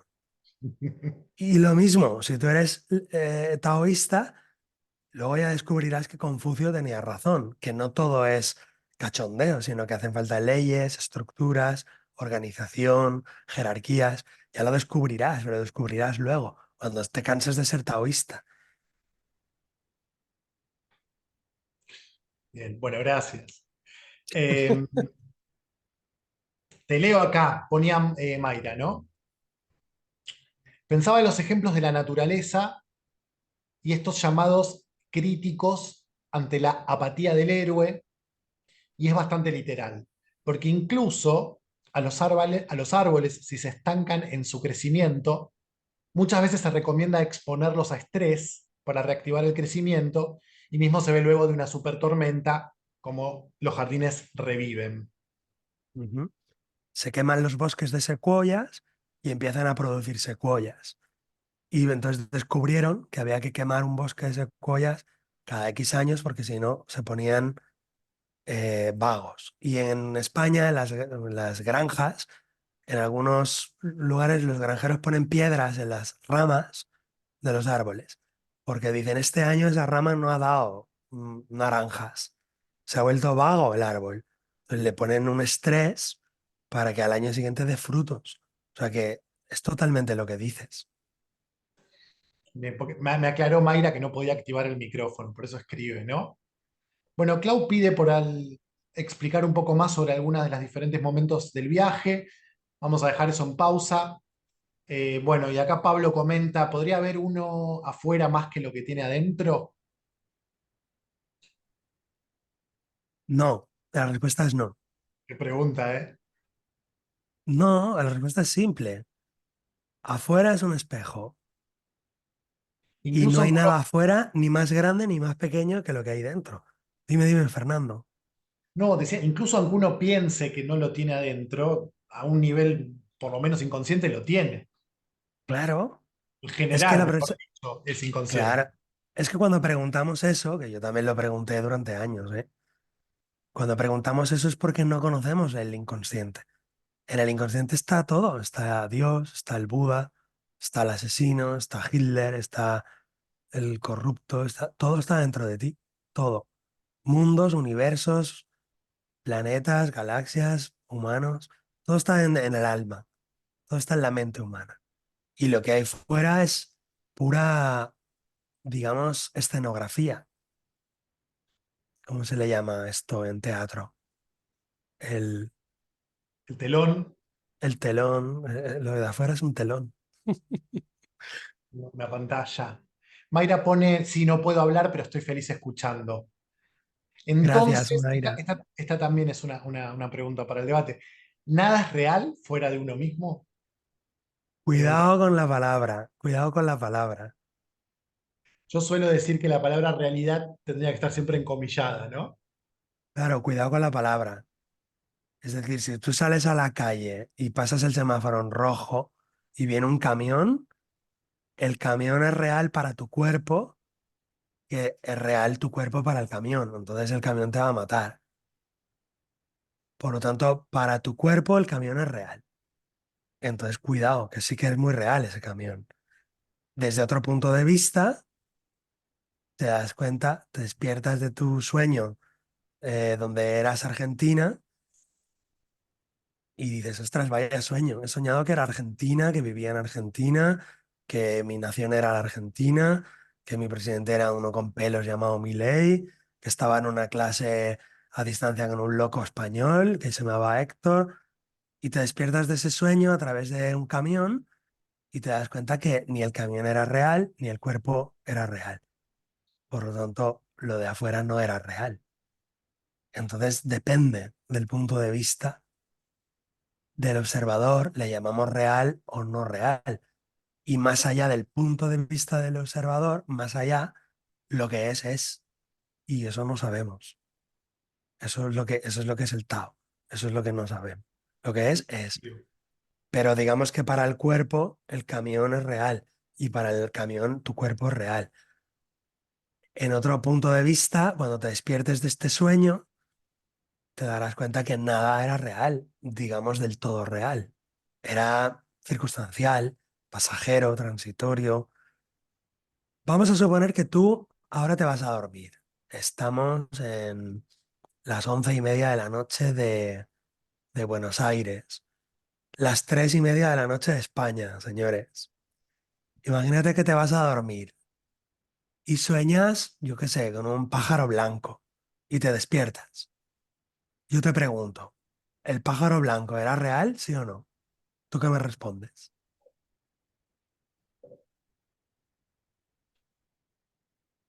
Muchas veces se perciben más reales los sueños que la vida misma. Sí, pero nadie me responde. O sea, yo tengo que dar un taller de sueños a final de este mes, que por cierto os invito. A final de este mes doy un taller de los sueños de Carl Gustav Jung, de interpretación de los sueños, y siempre planteo esta pregunta.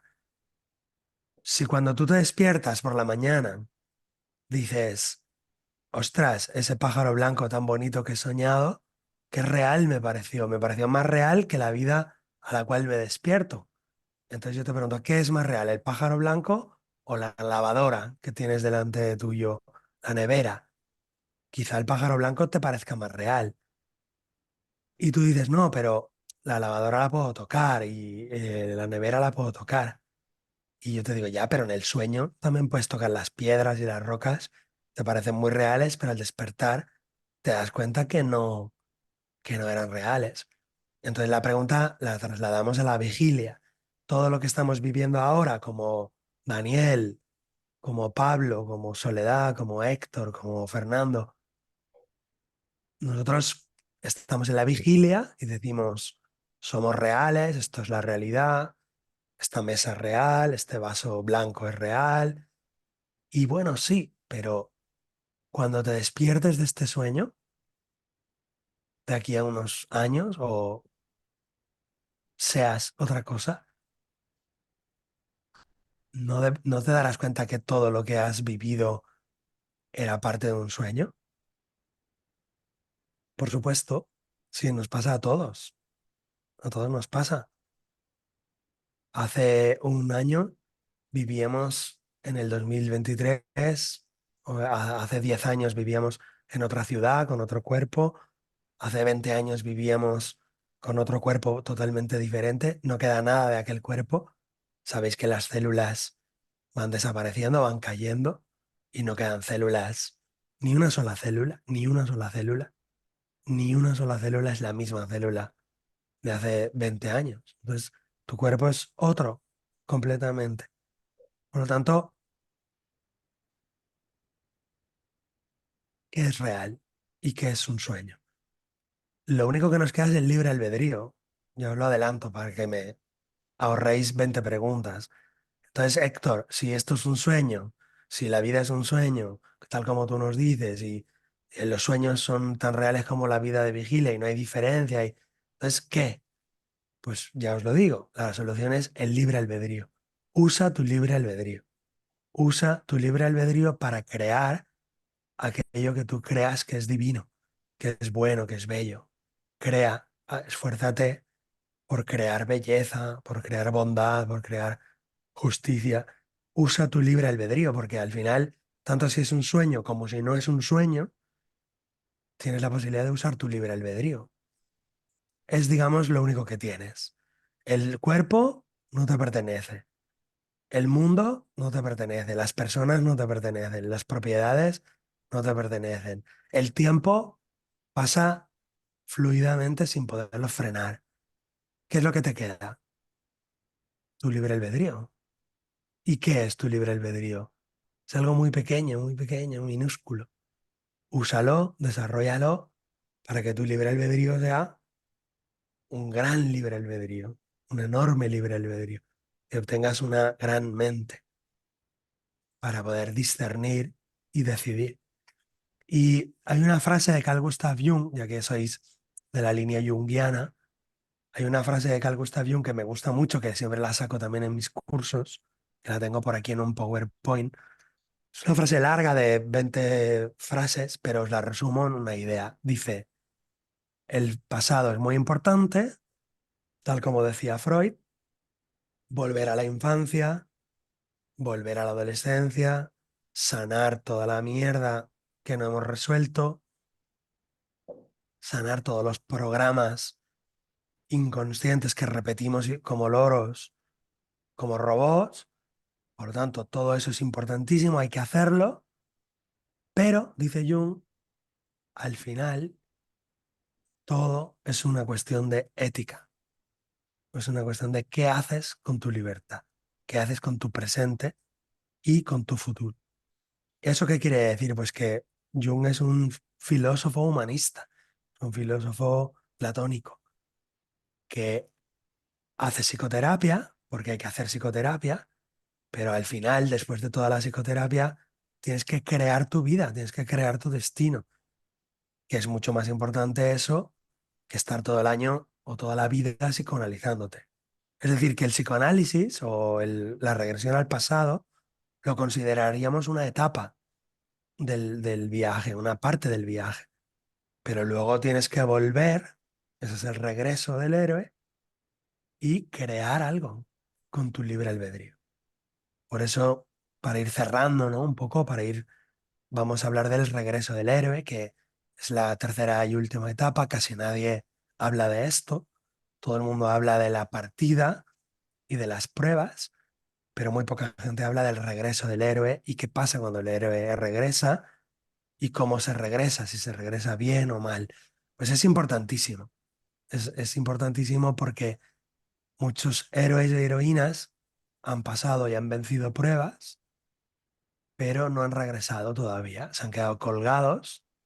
Entonces los ves que no sueltan, qué sé yo, no sueltan el Buda de la mano o no sueltan de la boca, pues yo qué sé, la ayahuasca, están todo el maldito día hablando Entonces, es como que hemos viajado, hemos aventurado, pero tenemos que soltar todo eso y volver al mundo ordinario, señores. Y volver al mundo ordinario representa ser una persona normal, que come, descome, pone la lavadora, lleva a los niños al colegio, saca al perro a pasear. Somos personas normales. Y esa normalidad es totalmente necesaria. Y el héroe y la heroína se resiste a esa normalidad, no la quiere, la odia, la detesta. Claro, porque ha experimentado la magia, el poder, el vencer, el triunfar, el apoteosis. Pero eso, todo eso maravilloso, estaría incompleto sin lo ordinario. Necesitamos otra vez lo ordinario. Poner la lavadora, silbar mientras fregas los platos, cantar una canción mientras vas de paseo con el perro. O sea, disfrutar del ordinario. Es una de las pruebas más difíciles de los héroes, ¿eh? y de las heroínas no quieren, no queremos volver a ser ordinarios, no queremos. Nos resistimos con uñas y dientes. Por eso hay otro umbral y otro guardián del umbral que nos impide volver al mundo ordinario. Y son nuestros deseos de quedarnos ahí colgados, ¿no? En la ayahuasca, en el viaje mágico, en los libros de Don Juan, y entonces me leo un libro y luego otro, y luego 40 libros, y luego 50 libros, y luego 500 libros. Bueno, ¿y cuándo vas a acabar de leer eso para aplicarlo? Nunca lo vas a aplicar porque vas a estar siempre leyendo. Entonces, para de leer y dedícate un mes de toda tu vida a aplicar eso. Es decir, que toda la lectura y todo el estudio y toda la investigación al final sirve para poner la lavadora y para fregar los platos y para pasear al perro, pero de una manera lúcida, luminosa, nada más y nada menos. ¿Y cuál es la diferencia?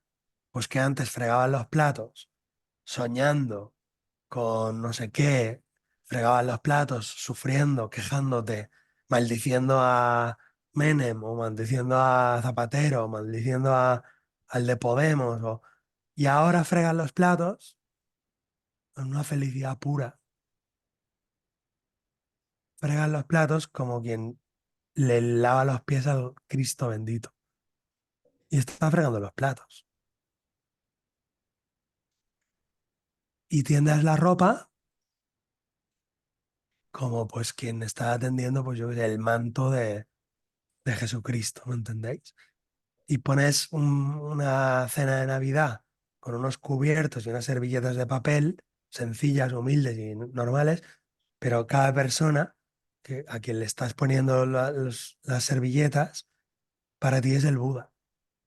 Y luego se llenará y será tu cuñado, tu primo, tu hermano, pero todos son el Buda. Aquí viene el Buda, aquí se sienta el Buda. Estoy poniendo un plato para el Buda, otro plato para el Buda. ¿Este plato para quién es? Para el Buda. Pones los cubiertos para el Buda y pones la servilleta con cuidado y con amor para el Buda. Y todo es el Buda. Y esa es la diferencia entre poner los platos cabreado, enfadado, angustiado, negando lo que estás haciendo, odiando lo que estás haciendo, o haciéndolo para el Buda. Pero estás haciendo lo mismo. No tiene más glamour. Y bueno, ese es el retorno del héroe. Entonces, el retorno del héroe tiene 6 partes. El regreso al mundo ordinario, el umbral de regreso.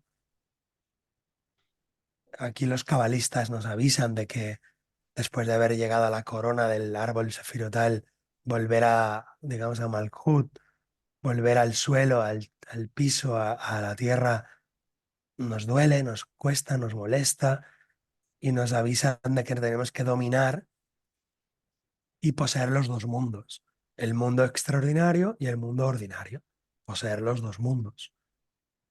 Es decir, estar en el mundo sin ser prisionero del mundo, estar con los pies en el suelo sin ser esclavo del suelo. Y eso es dificilísimo, eso es muy, muy, muy, muy difícil. Eso es la maestría. Estamos muy lejos de llegar ahí, de ser maestros, estamos muy lejos.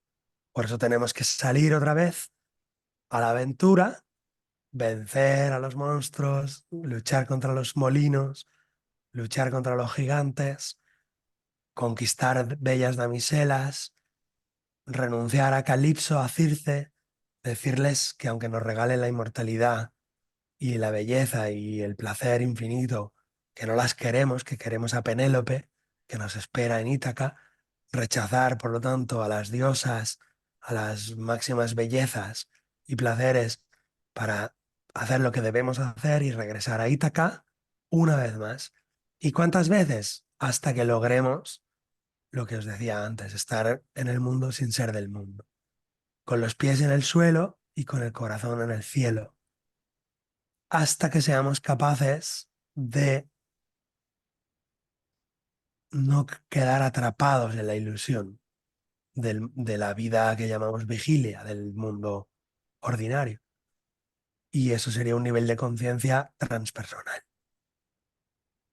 Y ahí entroncamos con lo que los científicos han estudiado, la posibilidad de que el alma, la mente, pueda percibir otras cosas, hasta que al final la percepción desaparece y aparece el conocimiento. Ya no hay percepción, hay conocimiento. Entonces digamos que el ojo ve, y entonces hay gente que camina con los pies por el suelo, pero ven con el ojo, ya no ven con los ojos, ven con el ojo. Y esa persona que ve amor dice, hombre, pero si te están crucificando, ódialos, escúpeles, golpéales. Pero el tipo que está siendo crucificado dice, no, no, a mí nadie me está crucificando. Están crucificando la madera de mi cuerpo con la madera del Gólgota, pero a mí no me están crucificando. La traición no existe, el asesinato no existe, la muerte no existe, solo existe el amor puro y absoluto. Entonces, ese nivel de conciencia, eso es posible para un ser humano, pero tenemos que llegar poco a poco, en lo pequeño primero, para luego irlo llevando a lo grande. ¿Qué es en lo pequeño primero? Pues una pequeña discusión, en vez de creer que nos están crucificando, pues ver con el ojo del corazón y no con los ojos del cuerpo. Y poco a poco, hasta que logremos esa maestría. Y la última prueba se llama la libertad última, la libertad para vivir, la naturaleza y función de la gracia última. Y dice, como vimos, la culpa original sería la consecuencia de aquella idea loca de la que el Hijo de Dios se olvidó de reír. Aquel pensamiento absurdo de que el Hijo quiere hacer de padre. Es decir, es como que todo se ordena. El Hijo vuelve a ser hijo, el Padre vuelve a ser padre, nadie usurpa el lugar de otro. Entonces hay una especie de orden cósmico dentro de la mente humana, de la psique humana. Aquello que sería el sí mismo, que diría Jung, que sería la armonía de todos los opuestos, lo masculino, lo femenino, lo solar, lo lunar, lo magnético, lo eléctrico, en fin, todas las polaridades ordenadas armónicamente.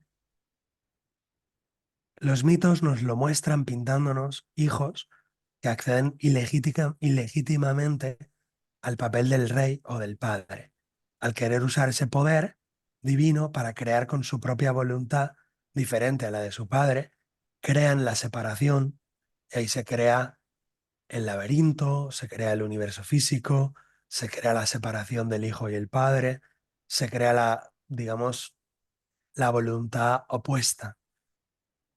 Ahora, después de todo este viaje, ya hemos descubierto que no hay dos voluntades, solo hay una voluntad. Y por lo tanto, el yo pequeño y el yo grande vuelven a estar juntos. Y es eso de hágase tu voluntad y no la mía. Es eso de el Padre y yo somos uno. Donde antes había dos, ahora hay uno. Por eso al Cristo lo pintan así, que representa que del dos hemos hecho el uno. Del dos, de la dualidad, hemos hecho el uno. Entonces, el yo humano y el yo divino se unen y solo hay una voluntad. Y para terminar, la pregunta que os hago es, ¿qué nudos de bambú o etapas del héroe reconocéis haber atravesado? ¿Qué ayuda tuviste en cada una de esas pruebas y etapas? ¿Cómo ha evolucionado tu relación con lo trascendente? ¿Y cómo ha evolucionado tu relación con lo mundano, con lo ordinario? ¿Reconoces haber vivido o experimentado tu viaje del héroe? ¿Hay partes de ti que han hecho el viaje del héroe y otras partes que no lo han hecho? ¿Qué partes de ti necesitan ser transformadas? O en otras palabras, necesitan viajar. ¿Qué significa para ti estar disponible para la vida? Sentirte libre, sentir que hoy es la vida y estás disponible para la vida. ¿Cuáles son los mayores despertadores, oportunidades que te ha ofrecido la vida? En fin, colorín colorado, este cuento por hoy, siendo las 4 de la madrugada, se ha terminado. Y hola. Bueno, les invito a activar el micrófono. ¿Pueden activar? ¿Sí? A ver, activen. Sí, sí, Sí, ¿Pueden? Le regalamos un aplauso a Héctor. A ustedes, a ustedes. Un aplauso muy bueno, de, Héctor. Para de todos. todos a todos. Un aplauso. genial. Impecable. Muy, Bueno, muy en rico. astrología, cuando se habla de Leo, hay un astrólogo argentino, Caruti, que cuando explica la dinámica leonina dice, cuando el aplauso es auténtico y espontáneo, no estás aplaudiendo al artista, te estás aplaudiendo a vos mismo y a eso que el artista te hizo ver en vos. Así que seguramente nos ayudaste a conectar con cosas que tenemos, como decíamos, ¿no? No ves lo que no tenés adentro, ¿no? Así que para mí un Sí, sí. placer. No sé si le quieren decir algo, preguntar algo más. Resonó en el alma. Muchas gracias. Muchas gracias, Claudia. Gracias a ti. Muy Muchas bueno, gracias, Mayra. primo querido. Muchas gracias, primo mío. Gracias, Pablo. Muy bueno, muy bueno. No, Muchas gracias. es- Maravilloso. espero que pueda servir para algo, que pueda dar alguna pista, alguna idea. Lo podéis tener en Amazon, lo tenemos. Y el libro pues tiene las 17 pruebas y cada prueba tiene preguntas de reflexión, tiene una pieza musical para que imaginemos, visualicemos un poco a través de la música ese alma, lo que está pasando, lo que está sufriendo, lo que está padeciendo o lo que está gozando.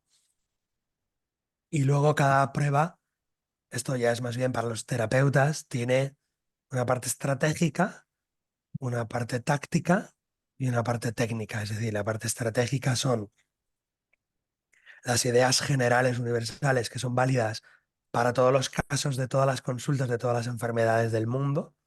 Es decir, estratégicamente hay una serie de ideas universales.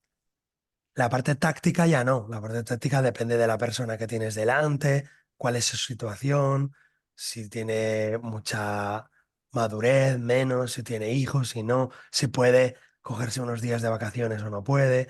La estrategia es universal para todos. La táctica no. La táctica es una adaptación al terreno. Y la técnica son técnicas concretas para cada prueba. La técnica, por ejemplo, de perdona a tu padre. La técnica, pues, de, no sé, hace una constelación familiar para tal. La técnica de la silla vacía de la Gestalt para tal. La técnica del diálogo de voces para resolver el tema de las polaridades masculino-femenino. La técnica de escribir una carta de duelo y de perdón para las sombras. Entonces, cada etapa tiene unas técnicas sugeridas. Se podrían poner otras diferentes. Vosotros podríais hacer vuestro propio viaje del héroe con otras técnicas, con otras piezas musicales, y se podría hacer, en vez de con piezas de música clásica, como yo he hecho, pues con piezas de los Beatles, por ejemplo, ¿no? Los Beatles dan para las 17 pruebas, porque son muy ricos, ¿no? O solo, por ejemplo, pues con música de rock, de diferentes tipos de rock, o con música de otros estilos, ¿no? De jazz. Y luego pues hay una película o dos recomendada para cada prueba. Pues la película, pues no sé, yo qué sé, El último samurái para la prueba de tal. La película de El Señor de los Anillos para... ¿Por qué? Porque en la película ves muy claramente justo esa prueba, se ve muy bien en esa película. Muy bueno. Les pasé la info, les pasé el enlace. Y bueno, cuando de esa hora que comentaste, por ejemplo, un taller de sueños o lo que sea, vos me lo mandás y yo se lo reenvío a los chicos. Así que bueno, te súper agradezco, Héctor. Muchas gracias. Bueno, no sé si alguien más le quiere decir algo a Héctor. Daniel Gómez no ha preguntado nada, Ibero tampoco, Un ¿eh? poco callado, Daniel, sí. Bueno, si queréis hacer algún comentario o alguna pregunta rápida, en plan, algo muy rápido, cosas muy directas, muy Lili sencillas. tampoco habló, Vero, Sole, si quieren. Vero tampoco habló. Entró un poquito más tarde, Vero, porque tiene hijos, tiene mellis. Ujú. Bueno, Voy a hacer calma. voy a hacer un taller de interpretación de los sueños, que no tiene nada que ver con el viaje del héroe, pero Jung, ya sabéis, utiliza los sueños para observar el inconsciente, entendiendo que el inconsciente tiene una teleología, tiene una finalidad, tiene una meta. Entonces la meta de la mente, del alma, es llegar a unificar los opuestos. Y eso es muy interesante. Y en los sueños se ve cómo hay una necesidad de unificación, cómo hay imágenes, por así decir, de arriba y de abajo, o de masculino y femenino. Y luego un poco por responder la pregunta de Fernando que me quedó por responder es si el viaje del héroe o los mitos se ven en la consulta, se ven muchísimo, podría poner muchos ejemplos. Por ejemplo, pues un caso que siempre pongo que me llamó mucho la atención era una mujer que no se quedaba embarazada, ¿no? Y estaba poseída por el mito de Diana, de Artemisa. Era una mujer que no se quedaba embarazada y entonces tenía el pelo corto, las botas de cuero hasta la rodilla, la falda corta, el bolso que traía era de piel de pantera o de piel de tigre. Entonces no se podía quedar embarazada, no tenía hogar tampoco. Entonces fue sencillo. En unas varias sesiones puso un hogar en su casa, las fotografías y los juguetes los regaló, que estaban en casa de su madre, todavía sus juguetes de ella de niña. Puso un centro en su hogar, se dejó el pelo largo, y entonces hizo hogar y se quedó embarazada. ¿Qué quiere decir? Que la diosa Artemisa es virgen, no tenía hijos. No se puede quedar embarazada la diosa Atenea, arquitecta o ingeniera o ejecutiva agresiva, preocupada de dirigir la empresa, preocupada del dinero, de las finanzas. No se puede quedar embarazada. Entonces me vienen a la consulta mujeres, no me quedo embarazada. Yo las veo y digo, pues si es Atenea o es Artemisa y son diosas vírgenes. O una mujer que lleva, yo qué sé, 15 años entre que me divorcio y no me divorcio, entre que soy feliz y soy infeliz. Digo, esto es Perséfone total, ¿no? Cuando lo analizo, es que veo que es Perséfone. O sea, su marido es el ogro malvado, pero no lo abandona ni a tiros. Lo ama con locura y lo odia con locura. Bueno, Perséfone pasa 6 meses fuera y 6 meses adentro con el malvado marido. Pero luego cuando sale, le miente a la mamá y le dice que no ha probado de la granada del infierno, de Hades, de su marido. Entonces ella no resuelve esa situación. ¿Y cómo puede empezar a resolverla? Dándose cuenta de quién es.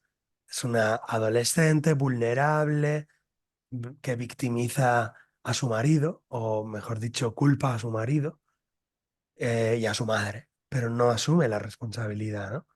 Entonces es Perséfone, Proserpina. Y así, Fernando te podría dar, Sí, bueno, sí. Pasa todos mucho los casos. también, o en clase acá ha pasado con los cuentos de hadas también, mucho. Sí, Qué bueno. exacto. Es muy interesante como una chica te viene a la consulta, todo el mundo me llora, todo el mundo me usa como un trapo, todo el mundo, pero yo soy infeliz, ayudo a todos, pero nadie me ayuda a mí. Entonces está viviendo el cuento de hadas de Cenicienta, es Cenicienta. Sí, sí, sí. Entonces, y se le dice, mira, y para romper el hechizo, ¿no? Es que tú no estás viviendo tu vida, tú estás viviendo la vida de Cenicienta. Sí, sí. Y Y la persona es un insight. es un insight. No es que sea la resolución del caso, pero No, es claro. es una visión que da mucho juego de trabajar cosas, de resolver cosas, de por qué Cenicienta llegó a ser Cenicienta, qué problema tiene con las hermanas, la madrastra. Y entonces nos sirve de referente universal, de modelo universal, para poder trabajar con un caso concreto. Y la pregunta es, ¿y cómo lo universal lo aplicamos a algo concreto? Bueno, no lo debemos de aplicar con calzador, a la Claro, fuerza, sino usarlo como modelo, como inspiración. Ya claro. está, como decía Jung, cuando estudia la escuela con todos los dogmas de cada escuela psicológica, estudia perfectamente, tienes que saber mucho, tienes que estudiar mucho, pero cuando tienes un alma delante de ti, suelta todas las escuelas, porque solo existe esa alma delante de ti.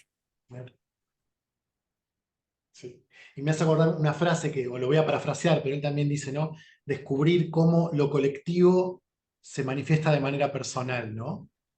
Y eso a mí Exacto, me parece muy esclarecedor, porque no exacto. somos todos iguales, o sea, todos somos la analogía de los árboles, ¿no? Todos podrán ser robles, pero ningún roble es igual al otro. Entonces, cómo yo Exacto. manifiesto personalmente lo colectivo. Eso es Bueno, Héctor, precioso. Sí. ¿cómo?